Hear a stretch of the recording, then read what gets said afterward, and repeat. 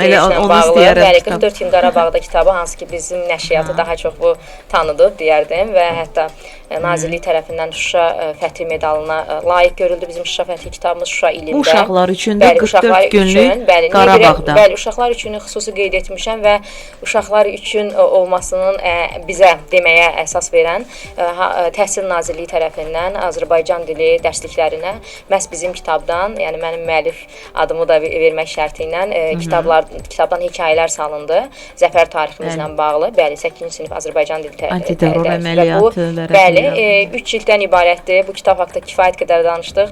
1-ci, 2-ci, 3-cü cildə olmaqla və ən önəmlisi mən obrazları şəhidlərimizin və qazilərimizin övladları ilə seçmişəm. Məqsəd burada bizim, yəni o valideynlər ki, hansı ki övladları demək olar ki, bunu sadəcə qıraqdan izləyiblər. Bu əsgər məktublarıdır, dərman kimi məktub. Bəli, bunlar, bəli, biz böyük təqdimatını da etdik bu kitabların.